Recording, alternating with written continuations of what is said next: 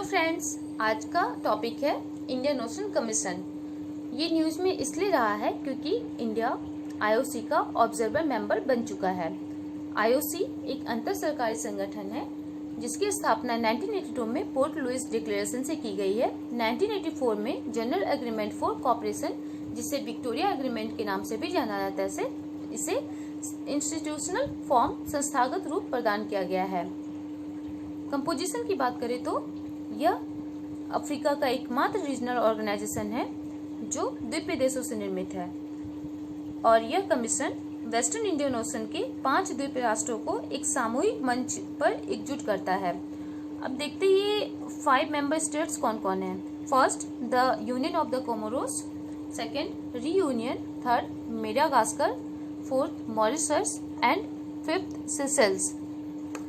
Observer members में China, European Union, Malta, International Organization of Francophonie, Japan, UNO and India शामिल है। यहाँ पे इंटरनेशनल ऑर्गेनाइजेशन ऑफ फ्रैंकोफोनी के बारे में जान लेते हैं। यह एक इंटरनेशनल ऑर्गेनाइजेशन है जो उन देशों और क्षेत्रों का प्रतिनिधित्व करता है जहाँ फ्रेंच एक लोकप्रिय भाषा या प्रथागत भाषा है, लिंगुआ फ्रैंका है। ओके, अब आईओसी का भारत के लिए इसका महत्व क्या है। Significance of India. जो वेस्टर्न इंडियन ओशन है वो इंडियन ओशन का एक स्ट्रेटेजिक पार्ट है, क्योंकि इसमें क्या होता है कि अफ्रीका के दक्षिण पूर्वी तट को यह मतलब इंडियन ओशन से जोड़ता है। ओके, तो और इसी में मोजाम्बिक चैनल भी है स्थित है जो इम्पोर्टेंट है। अब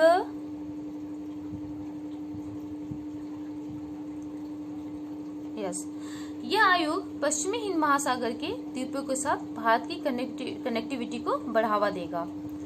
भारत जो है, इंडिया जो है, वर्तमान में इंडो पैसिफिक रीजन में अपनी स्थिति को मजबूत कर रहा है। ऐसे में ये द्वीपीय राष्ट्र जो है आईओसी, वह इंडो पैसिफिक पॉलिसी के एक भाग के रूप में भारत की रणनीतिक पहुंच के लिए महत्वपूर्ण है जो आईओसी है।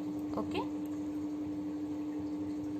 यह कहीं ना कहीं भारत की बढ़ती क्षमता और इस क्षेत्र में जब संकट की स्थिति उत्पन्न होती है तो उससे निपटने के लिए सर्वप्रथम पहल करने की भारत की इच्छा शक्ति को प्रदर्शित करता है। जैसे उदाहरण के रूप में देख सकते हैं हम कि जनवरी 2020 में मेडागास्कर में जब बाढ़ आई थी तो भारत ने, इंडिया ने इस देश को राहत आपूर्ति प्रदान करने के हेतु आईएनएस ऐरावत को तैनात किया था। अगर इसका ये मोस्ट इम्पोर्टेंट पॉइंट है, इस क्षेत्र में चीन की बढ़ती उपस्थिति के कारण यह कदम भारत को इस क्षेत्र में अपनी नौसैनिक उपस्थिति बढ़ाने और हिंद प्रशांत क्षेत्र में इंडो पैसिफिक रीजन में अपनी समुद्री परियोजनाओं के लिए समर्थन प्राप्त करने की स्थिति को प्रोत्साहित करेगा। मैरीटाइम प्रोजेक्ट्स एंड जो इनका नेवल वो प्रेजेंस है। ओके, तो ये इसको प्रोत्साहित करेगा इंडिया को। और ये जो है, इससे क्या होगा कि पूर्वी अफ्रीका के देशों के साथ सुरक्षा सहयोग में भी महत्वपूर्ण भूमिका निभाएगा आईओसी। ओके, और वर्ष 2015 में इंडिया द्वारा जो प्रारंभ की गई सागर का फुल फॉर्म है security and growth for all in the region, policy को और मजबूती प्रदान करेगा।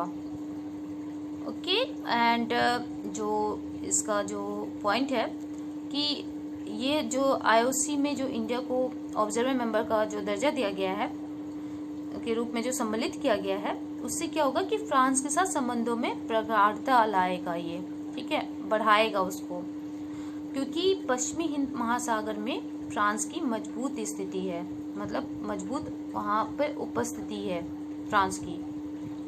ओके, तो ये है आईओसी के बारे में।